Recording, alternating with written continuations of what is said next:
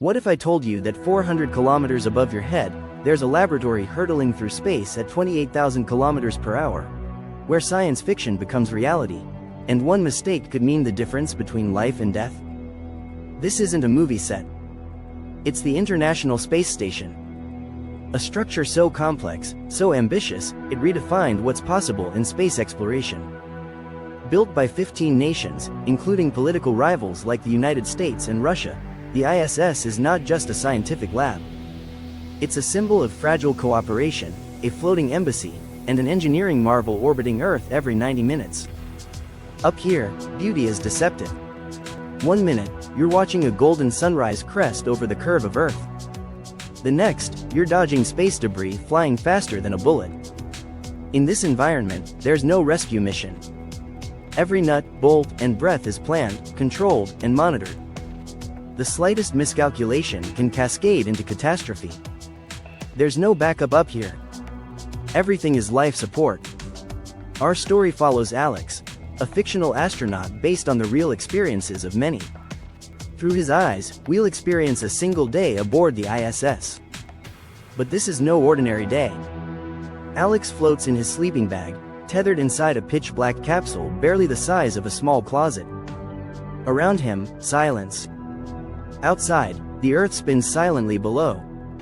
The lights remain off to help regulate his circadian rhythm, because here, night and day lose all meaning.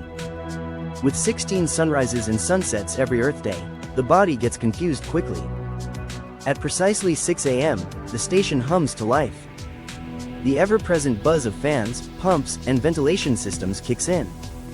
In space, there's no natural airflow. Without fans, exhaled carbon dioxide would just gather around his face. Not a pleasant way to go. His first challenge? Waking up in zero gravity. There's no standing, no stretching. Just floating. Blood shifts toward his head. His face is puffy, his nose congested. These are the effects of living without gravity. He makes his way to the hygiene bay. There are no showers here. Water is too precious. Alex wipes himself down with a damp cloth. That water, along with his breath, sweat, and urine, will be purified and recycled. The ISS reclaims 98% of its water. Every drop counts. Toilets on the station work with suction. Waste is vacuumed away, dried, sealed, and eventually jettisoned into space. Some of it burns up in the atmosphere, shooting stars made of astronaut poop. There's no laundry either. Clothes are worn for days until they're too far gone, then stuffed into trash capsules and sent to burn up on re-entry. Alex's shirt may smell, but space doesn't care. Breakfast is a highlight. Today's menu: scrambled eggs from a pouch, rehydrated with hot water. He drinks coffee from a special zero-gravity cup designed to use surface tension. No mugs here. No floating droplets. Just clever physics. Alex shares this moment with his Russian crewmate, Dmitry. Despite tensions on Earth, up here they are teammates. Bound not by politics, but by survival, science, and caffeine. More crew members join them: Japanese, European, Canadian, American. They gather for a morning briefing. Communications flow in from 5 mission control centers across the world: Houston, Moscow, Munich, Tsukuba, Montreal. Today's top issue: a damaged solar array. 2 large tiers. One nearly a meter long. This is a crisis. The ISS runs entirely on solar energy. A reduction in power could shut down life support systems. And there are no spare panels. A spacewalk will be needed. But there's a complication. Today, a new Russian module, the Pritchel node, is scheduled to dock. A high-risk maneuver even on a normal day. Now, docking and a spacewalk will happen together. That's never happened before. 2 days ago, a Soyuz 2 rocket launched from Baikonur in Kazakhstan. It carried the 4-ton Pritchel module into orbit. Since then, it's been drifting closer, aligning itself with the ISS. The final approach begins. At 200 meters. Then 100. Then 30. Contact confirmed, says ground control. Docking successful. The station has grown once more. The crew erupts in relief and celebration. The ISS is now an interconnected network of 16 pressurized modules, connected by long trusses that hold its massive solar arrays. It all began with a single piece, Zarya, the Russian-built Dawn module. Over decades, others joined: Unity, Zvezda, Columbus, Kibo, Harmony, and Canadarm2. A 16-meter robotic arm that can walk across the station's structure and grab spacecraft from the void. With the new module docked, it's time to get to work. Today's experiment: mice. 15 of them float in a specially designed cage, injected with antibodies. Alex monitors how their bones respond in zero gravity.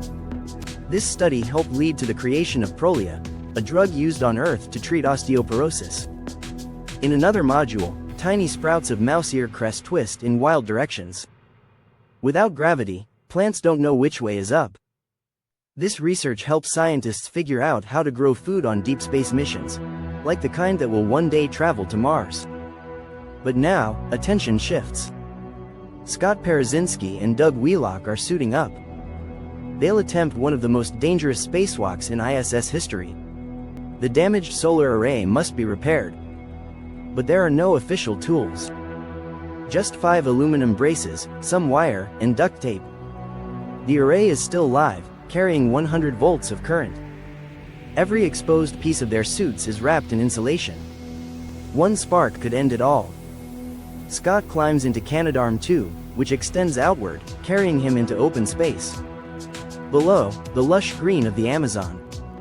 Above, infinite black. He dangles like a bug on a fishing rod. Farther from the ISS than any astronaut has gone. Inside, Alex and Dmitry guide the robotic arm. Every movement is deliberate. Slow.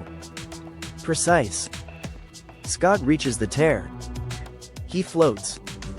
He steadies his hands. He inserts the braces like surgical stitches. The panel holds. The power returns. Relief floods the station. For over 25 years, the ISS has orbited our planet. It's aging. Systems fail. Air leaks occur. Each repair takes time and teamwork. But all of it is worth it, for the science, the cooperation, the inspiration. By 2030, this incredible machine will be retired. Carefully deorbited and sent into the Pacific Ocean. A fiery farewell to a floating city that helped us reach beyond ourselves. Alex knows his time here is short. He looks out from the cupola, the station's glass observatory. Below him, Earth glows blue and alive. Another sunset begins to rise. He dreams of Earth. Of gravity. Of pizza with crumbs. Of a hot shower. But for now, he's exactly where he's meant to be. Outside the window, the sun sets for the 13th time today. Good night, ISS.